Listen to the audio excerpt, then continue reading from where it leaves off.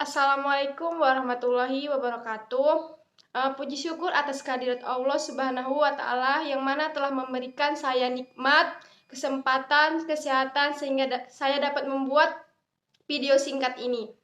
Saya Esti Sasmita dari kelas BPIB semester 5 Universitas Islam Negeri Sumatera Utara dengan dosen pengampu Bapak Muhammad Putra Dinata Saragi MPD. Baiklah, di sini saya ingin menjelaskan sedikit mengenai materi singkat tentang teknik intervensi masalah untuk memenuhi tugas ujian akhir semester. Nah, baiklah langsung saja. Yang pertama yaitu pemberian informasi. Teknik pemberian informasi yaitu pemberian penjelasan secara lisan atau tertulis dalam kelompok bimbingan. Nah, pemberian informasi ini secara tertulis dapat dilakukan melalui papan bimbingan, majalah dinding, rekaman, audio, video, dan film, leaflet, atau brosur. Pemberian informasi melalui 3 tahap, yaitu tahap yang pertama perencanaan kegiatan konselor. Dalam tahap ini adalah merumuskan tujuan, menentukan bahan, informasi, dan memilih contoh-contoh pemberian informasi melalui 3 tahap, yaitu yang pertama tahap perencanaan.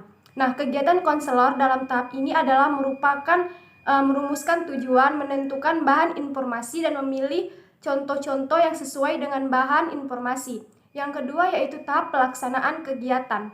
Nah, kegiatan konselor ini dalam tahap ini adalah membuat bahan yang menarik minat sehingga mudah diingat oleh siswa dan menyajikannya materi secara jelas dan sesuai dengan tujuan diadakannya bimbingan. Selain uraian yang jelas, perlu juga informasi tersebut dilengkapi dengan ilustrasi agar dapat menarik perhatian siswa. Beberapa tahap utama dalam teknik desensitisasi yaitu konselor dan klien mendaftar situasi yang menyebabkan klien diserang perasaan cemas dan kemudian menyusunnya secara hierarki, mulai dari yang paling ringan atau di atas sampai yang paling berat atau di bawah. Konselor melatih klien untuk mencapai keadaan rileks atau santai. Nah, hal ini dilakukan melalui prosedur khusus yang disebut relaksasi. Kemudian tujuan dari teknik desensitisasi ini adalah yang pertama, teknik desensitisasi ini mengajarkan konseli untuk memberikan respon yang tidak konsisten dengan kecemasan yang dialami konseli. Kedua, mengurangi sensitivitas emosional yang berkaitan dengan kelainan pribadi. Yang ketiga itu menenangkan klien dari ketegangan yang dialami dengan cara mengajarkan klien untuk bersikap rileks. Keempat itu menghapus tingkah laku negatif seperti kecemasan. Kemudian yaitu ada pemberian nasihat. Selama berlangsungnya kegiatan pembelajaran, guru menyisipkan nasihat klasik kepada siswa. Nasihat berkaitan dengan pembelajaran moral dan kemauan untuk belajar dan bermanfaat bagi siswa. Tidak dapat dipungkiri bahwa sebagian siswa belum dapat berpartisipasi dengan baik dalam kegiatan pelaksanaan program sekolah yang telah ditetapkan. Kemudian oleh karena itu guru selalu dapat memberikan nasihat dan dukungan kepada siswa yang memiliki masalah pribadi atau pemberian nasihat. Pemberian nasihat sebaiknya dilakukan jika klien memintanya. Walaupun demikian, konselor tetap harus mempertimbangkannya apakah pantas untuk memberi nasihat atau tidak. Sebab dalam memberi nasihat tetap dijaga agar tujuan konseling itu yakni kemandirian tetap tercapai. Kemudian C yaitu pemberian contoh. Nah, di sini itu memberikan contoh atau modeling adalah suatu prosedur di mana seseorang itu dapat belajar dengan jalan mengamati tingkah laku orang lain. Dalam beberapa keadaan, modeling sendiri itu digunakan sebagai suatu strategi konseling untuk membantu konseli memperoleh responsa atau menghilangkan rasa takut. Nah, dalam hal ini modeling merupakan suatu komponen dari strategi di mana konselor itu memberikan demonstrasi memperagakan dari tingkah laku yang diinginkan. Demonstrasi yang berulang-ulang itu dari respon yang sama mungkin diperlukan. Suatu contoh memudahkan konseli untuk meniru perilaku yang diinginkan. Kemudian mendorong konseli untuk menyesuaikan dengan gayanya sendiri. Kemudian D. Penafsiran. Penafsiran adalah memberikan penjelasan-penjelasan atau pengertian tentang suatu keadaan. Nah, dalam konseling memberikan penafsiran dimaksudkan untuk membantu klien agar dapat memahami pasti dari kejadian-kejadian dengan memberikan beberapa pandangan yang mungkin berkenaan dengan masalah yang dialaminya. Nah, pada tahap penafsiran, hal-hal yang terungkap dari klien melalui penjagaan merupakan berbagai hal yang perlu diartikan, keterkaitannya dengan masalah klien. Nah, hasil proses penafsiran ini pada umumnya adalah aspek-aspek realita dan harapan klien dengan berbagai variasi dinamika psikisnya. Dari banyak hal yang dikemukakan klien, konselor harus mampu memberikan penafsiran dan pemahaman mengenai apa yang dipikirkan dan dirasakan klien, serta hakikat permasalahan yang terjadi pada klien. Kemudian, konselor ini harus benar-benar memahami permasalahan yang dialami klien, maka akan dapat mengambil langkah intervensi yang tepat. Kemudian merumuskan tujuan. Nah, merumuskan tujuan ini khusus yang berupa perilaku berdasarkan pada hasil pengamatan, wawancara, analisis data yang ada, atau dengan menganalisis kebutuhan-kebutuhan anggota kelompok secara umum. Klien akan merumuskan segala bentuk langkah-langkah dan apa yang harus dilakukannya dalam menyelesaikan kemudian permasalahannya, dan klien mengungkapkan waktu yang akan digunakan untuk mengentaskan permasalahannya. Selanjutnya perlu dirumuskan secara jelas mengenai apa-apa saja yang harus dilakukan oleh klien. Klien perlu berkomitmen terhadap segala bentuk keputusan yang telah diambil, dan sering informasional support. Pada hakikatnya, klien datang secara sukarela kepada konselor dalam rangka mencari informasi mengenai cara menyelesaikan masalahnya. Nah, dalam proses konseling ini, klien juga disadarkan bahwa individu ini di lingkungannya pasti dapat memberikan penguatan dan menyediakan informasi yang beragam dalam menyelesaikannya permasalahannya. Adapun tujuan intervensi psikologis bagi klien adalah sebagai bentuk pelatihan untuk meningkatkan keterampilan dan kemampuan pelajar dan atau mahasiswa dalam meregulasi diri belajar. Dalam merumuskan tujuan intervensi ini, teknik masalah yaitu perencanaan ialah menyeleksi dan menghubungkan pengetahuan, fakta, imajinasi, dan asumsi untuk masa yang akan datang, dengan tujuan memvisualisasi dan memformulasi hasil yang diinginkan. Urutan kegiatan ini yang perlu dilakukan dan perilaku dalam batas-batas yang dapat diterima dan akan digunakan. Perencanaan pembelajaran sebagai sebuah proses, disiplin ilmu, pengetahuan, realitas, sistem, dan teknologi pembelajaran bagi siswa.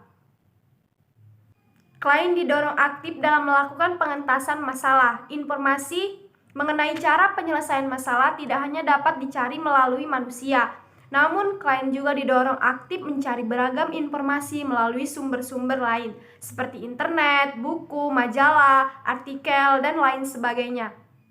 Kemudian konselor ini diharapkan benar-benar mampu membangkitkan daya atau segenap potensi yang ada pada diri individu, bahwa pada hakikatnya manusia ini dapat mandiri dalam menyelesaikan masalahnya.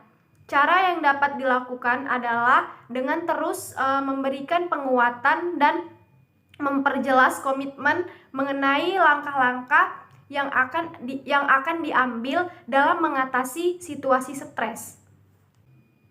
Kemudian F, teknik kursi kosong. Nah, teknik kursi kosong yaitu teknik khusus dalam konseling yang dilakukan untuk mengubah tingkah laku klien dengan cara berkomunikasi dengan alat bantu kursi kosong. Secara umum, teknik ini itu hampir sama dengan pemberian contoh. Nah, di mana konselor ini memperlihatkan pola tingkah laku dan pola komunikasi yang sepantasnya. Teknik ini dimaksudkan untuk melatih klien berbicara secara wajar kepada orang lain menggunakan kursi kosong sebagai media yang menampilkan orang ketiga sebagai tempat klien berbicara. Kemudian tujuan ini dilakukannya teknik kursi kosong yaitu yang pertama mengatasi klien yang menyangkut hubungan antar orang. Kedua, merubah tingkah laku dan cara komunikasi klien dengan menggunakan kursi kosong. Ketiga, klien mampu berkomunikasi dengan baik sehingga masalahnya itu terentaskan gitu. Teknik kursi kosong tahap kedua adalah teknik kursi kosong satu masalah. Dengan berlatih menyelesaikan satu masalah pada tiap pengulangan indukasi. Kita melatih dan membiasakan diri menggunakan pendekatan terbaik saat induksi Depp-Ellman belum direspon secara sempurna oleh klien. Nah, cara latihan kursi satu masalah ini sama persis dengan teknik lancar, tetapi kita menambahkan satu masalah pada induksi Depp-Ellman untuk setiap pengulangannya. Untuk mencapai penilaian yang efektif, penolong perlu melakukan hal-hal berikut. 1. Evaluasi tempat. Kedua, melakukan evaluasi. Nah, ketiga itu melakukan evaluasi dengan cepat, akurat, dan komprehensif untuk mendapatkan gambaran total. Yang ketiga itu ajukan pertanyaan singkat dan langsung. Keempat, kurangi kebingungan klien dengan tidak mengajukan banyak pertanyaan sekaligus. Yang kelima itu memberikan klien waktu yang cukup untuk menjawab pertanyaan. Selanjutnya yaitu G, relaksasi atau penanganan relaksasi. Nah, ini merujuk pada berbagai dan teknik yang digunakan untuk mengurangi tekanan dan kecemasan dengan melatih siswa agar mampu secara sukarela merelaksasikan otot-otot tubuh dalam beberapa saat yang ia inginkan. Nah, teknik relaksasi ini merupakan suatu teknik yang dapat digunakan semua orang untuk menciptakan mekanisme batin dalam diri seseorang dengan membentuk pribadi yang baik. Kemudian menghilangkan berbagai bentuk pikiran yang kacau akibat ketidakberdayaan seseorang dalam mengendalikan stres dan emosi yang dimilikinya. Nah, mempermudah seseorang mengontrol diri, menyelamatkan jiwa, dan membersihkan kecantikan tubuh. Kemudian teknik relaksasi ini adalah salah satu bentuk terapi berupa pemberian instruksi kepada seseorang untuk menutup mata dan berkonsentrasi pada penafsiran, sehingga akan tercipta keadaan yang nyaman dan tenang, serta memberikan instruksi berupa gerakan-gerakan malai dari kepala sampai kaki yang tersusun secara sistematis untuk melatih otot menjadi rileks. Nah, otot yang dilatih ini antara lain otot lengan, otot tangan, bahu, leher, wajah, perut, dan kaki. Nah, ini mengendurnya otot-otot tubuh yang tegang menjadi rileks atau santai. Akan tercipta suasana perasaan yang lebih tenang dan nyaman. Menurut Brun dalam Subandi menyatakan beberapa keuntungan atau manfaat dari relaksasi, antara lain sebagai berikut. Yang pertama itu relaksasi akan membuat individu lebih mampu menghindari reaksi yang berlebih-lebihan karena adanya stres. Kedua, masalah-masalah yang berhubungan dengan stres seperti hipertensi, sakit kepala, insomnia dapat dikurangi atau diobati dengan relaksasi. Yang ketiga itu mengurangi tingkat kecemasan. Yang keempat, mengurangi gangguan yang berhubungan dengan stres dan mengontrol anticipatory anxiety sebelum situasi yang menimbulkan kecemasan seperti pada pertemuan penting, wawancara, dan sebagainya. Yang kelima yaitu meningkatkan penampilan kerja, sosial, dan keterampilan fisik. Keenam, kelelahan. Nah, aktivitas mental dan latihan fisik yang tertunda dapat diatasi lebih cepat dengan menggunakan keterampilan. Yang ketujuh, relaksasi merupakan bantuan untuk menyembuhkan penyakit tertentu dan nyeri akibat operasi.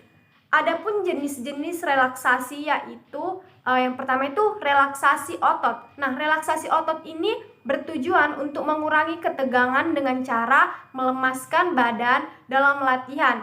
Relaksasi otot individu diminta menegangkan otot dengan ketegangan tertentu dan kemudian diminta untuk mengendurkannya. Sebelum dikendurkan, penting dirasakan ketegangan tersebut sehingga individu ini dapat membedakan antara otot tegang dan otot lemas.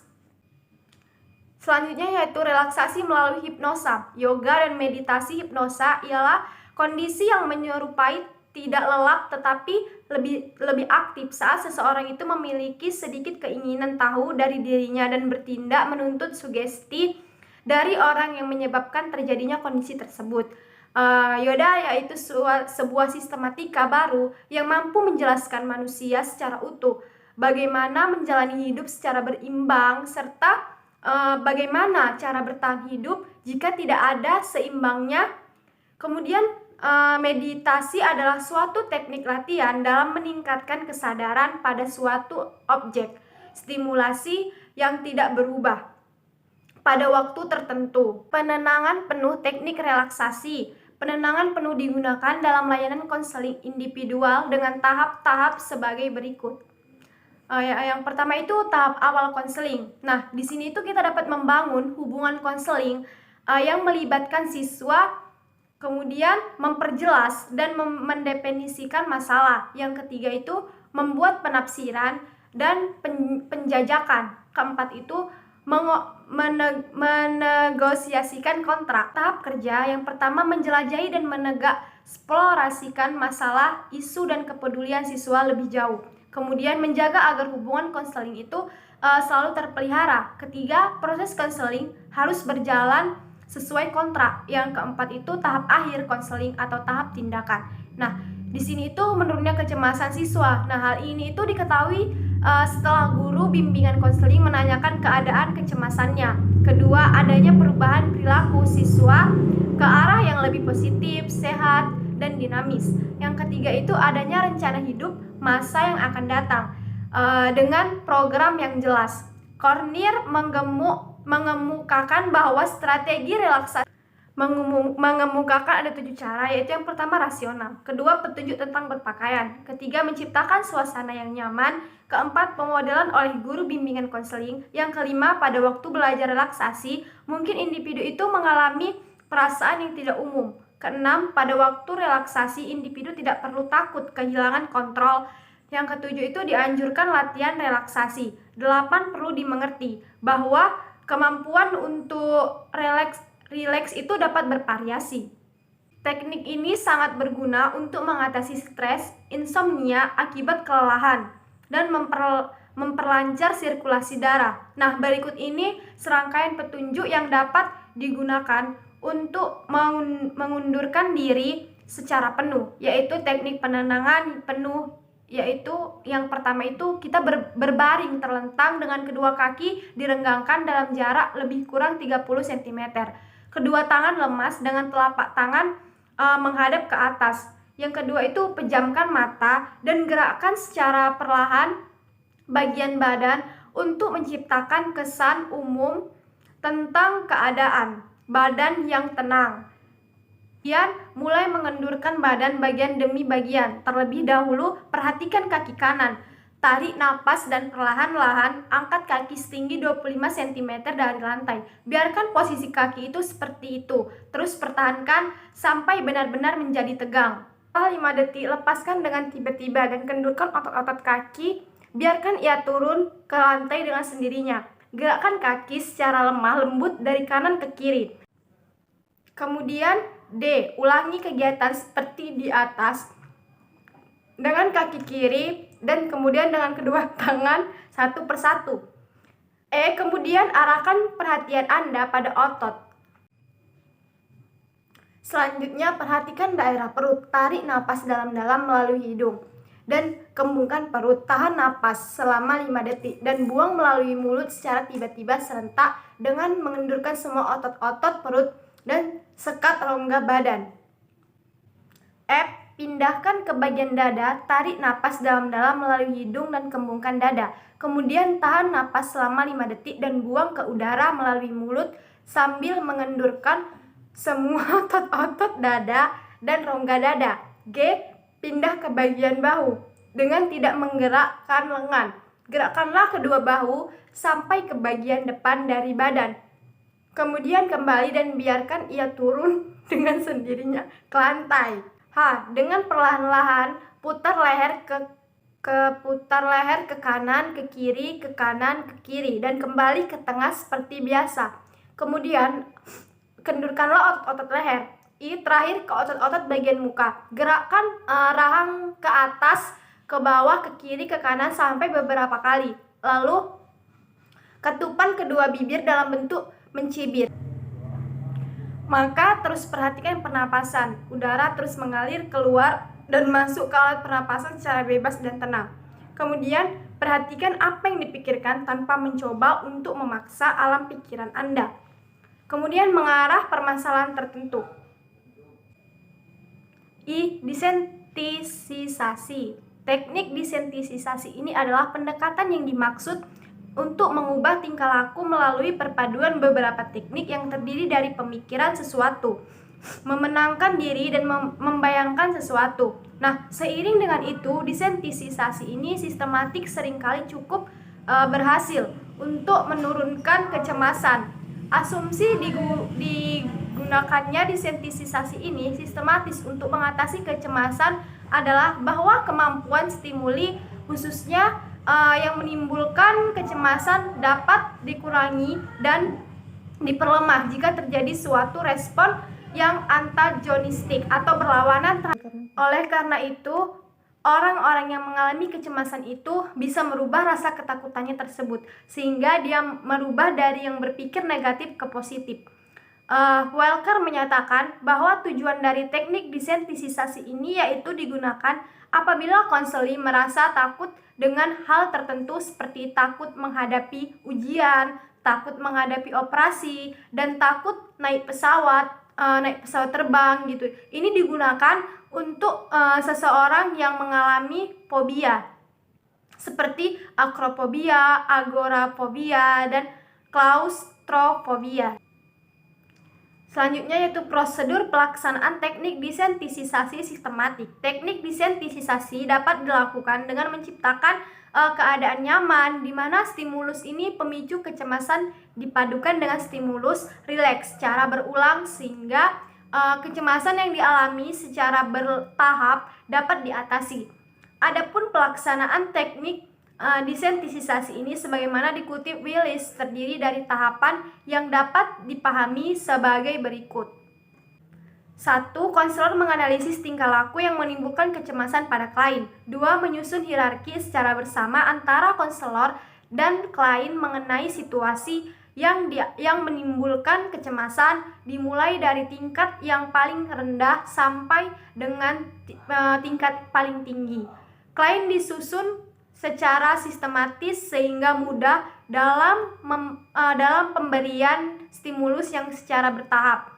Nah, ini dapat menghasilkan respon yang berbeda. Hal ini karena stimulus yang diberikan adalah penguatan yang sifatnya negatif. 3. Memberikan latihan relaksi otot dimulai dari lengan sampai dengan kaki, yakni secara spesifik yang dimulai dari lengan, kepala, leher, bahu, bagian belakang, perut, dada, serta anggota badan bagian bawah yang lainnya. Relaksasi dilakukan untuk menciptakan kondisi yang nyaman bagi klien secara fisik maupun mental. Keempat itu, klien diminta untuk membayangkan situasi-situasi yang nyaman dan menyenangkan. 5. Klien diminta untuk menutup mata dan membayangkan suatu hal yang mencemaskan dari yang tingkat rendah dan tingkat tinggi. Nah, stimulus kecemasan ini ditingkatkan apabila siswa mampu tetap bersikap nyaman atas kecemasan yang dimunculkan. Keenam, klien diminta untuk membayangkan situasi yang menyenangkan. Apabila pada suatu tahapan atas stimulus kecemasan menimbulkan kegelisahan pada klien. J. Ahli tangan kasus. Nah, ini diketahui bahwa tidak semua masalah yang dialami individu itu menjadi kewenangan konselor untuk menanganinya. masalah-masalah yang bersifat kriminal, penyakit keabnormalan, akut, spiritual, dan guna-guna berada di luar kewenangan konselor. Nah, oleh karena itu, apabila konselor yang didatangi oleh klien dengan masalah-masalah terkait dengan salah satu atau lebih hal-hal tersebut, perlu secara langsung menahan diri dan tidak menanganinya lebih-lebih untuk masalah yang bersifat. Konselor harus benar-benar terlepas dari keterlibatan apapun dengan kondisi kriminalitas klien. Adalah sangat berbahaya melibatkan diri, apalagi melayani individu yang terindikasi kriminal. Untuk masalah-masalah yang bukan kewenangannya, konselor sedapat-dapatnya mengenali tangannya kepada ahli lain, termasuk aplikasi instrumentasi yang tidak menjadi kewenangan konselor. Nah, proses alih tangan kasus adalah seizin klien disertai dengan diterapkannya asas kerahasiaan. Kegiatan alih tangan kasus meliputi 2 jalur, yaitu jalur kepada konselor dan jalur dari konselor. Nah, jalur kepada konselor dalam arti konselor menerima kiriman konseli dari pihak-pihak lain seperti orang tua, kepala sekolah, guru atau ahli lain atau psikiater, dokter, psikolog, kepala suatu kantor atau perusahaan. Sedangkan jalur dari konselor dalam arti mengirimkan konseling yang belum tuntas ditangani kepada ahli-ahli lain, seperti konselor yang lebih senior, konselor yang membidangi spesialisasi tertentu atau psikolog, psikiater, dan dokter. Suwandi 2021, Kornir dalam Bernard-Me mengemukakan beberapa praktek yang salah. Hendaknya tidak dilakukan seorang konselor dalam kegiatan alih tangan kasus, yaitu yang pertama, konseli tidak diberi alternatif pilihan kepada ahli di mana ia akan dialih tangankan kasus. Kedua, konselor mengalih tangankan kasus konseli kepada pihak yang keahliannya itu diragukan atau kepada ahli yang reputasinya kurang dikenal. Kemudian yang ketiga, konselor membicarakan permasalahan konseli kepada calon ahli tangan tanpa persetujuan konseli. Keempat, konselor menyebutkan nama konseli kepada calon ahli tangan. B. Tujuan referral atau alih tangan kasus. Terdapat 2 tujuan dalam kegiatan alih tangan kasus. Di antaranya adalah tujuan umum dan tujuan khusus. Pada tujuan umum dari kegiatan referral adalah diperolehnya pelayanan yang optimal dan setuntas mungkin atas masalah yang dialami konseli. Sedangkan tujuan khusus dari kegiatan referral ini berkaitan dengan fungsi-fungsi konseling, yaitu sedangkan tujuan khusus dari kegiatan referral ini berkaitan dengan fungsi-fungsi konseling, yaitu yang pertama fungsi pengentasan tenaga ahli yang menjadi arah referral, diminta memberikan pelayanan yang secara spesifik lebih menuntaskan pengentasan masalah konseling. Kedua, fungsi pemahaman untuk memahami masalah yang sedang dihadapi konseli guna pengentasan. Yang ketiga itu fungsi pencegahan. Nah, ini merupakan dampak positif yang diharapkan dari referral untuk menghindari masalah yang lebih pelik lagi. 4. Fungsi pengembangan dan pemeliharaan. Dengan terentaskannya masalah berbagai potensi dapat terpelihara dan berkembang. Kelima itu fungsi advokasi. Nah, ini tuh berhubungan dengan masalah klien berkenaan dengan terhambatnya atau teraniayanya hak-hak konseli. C. Fungsi kegiatan alih tangan kasus. Fungsi dari kegiatan referral dalam pemberian layanan bimbingan dan konseling ditujukan bagi klien atau konseli oleh seorang konselor. Nah, ini meliputi 1. Memberikan bantuan kepada klien yang memiliki kebutuhan dan masalah yang memerlukan pertolongan dengan segera. Kedua, fungsi perbaikan. Ketiga, fungsi penyembuhan. Selanjutnya yaitu kesimpulan dari intervensi konseling ini merupakan campur tangannya konselor terhadap permasalahan yang dialami klien dengan memilih atau menyeleksi cara atau teknik yang akan digunakan dalam menyelesaikan masalah klien. Pertama, teknik kursi kosong. Nah, merupakan teknik permainan peran di mana klien memerankan dirinya sendiri dan peran orang lain atau beberapa aspek kepribadiannya sendiri yang dibayangkan duduk atau berada di kursi kosong. Yang kedua yaitu relaksasi merupakan salah satu bentuk terapi kepada seseorang untuk mengatasi kekhawatiran atau kecemasan yang membuat pasien dapat mengontrol diri ketika timbul rasa tidak nyaman, baik fisik maupun emosi. Demikianlah materi yang dapat saya sampaikan mengenai teknik intervensi masalah. Semoga materi yang saya sampaikan dapat bermanfaat bagi kita semua. Mohon maaf apabila ada kata-kata saya dalam penyampaian, mohonlah untuk dimaafkan. Kepada Allah saya mohon ampun. Billahi taufik wal hidayah. Wassalamualaikum warahmatullahi wabarakatuh.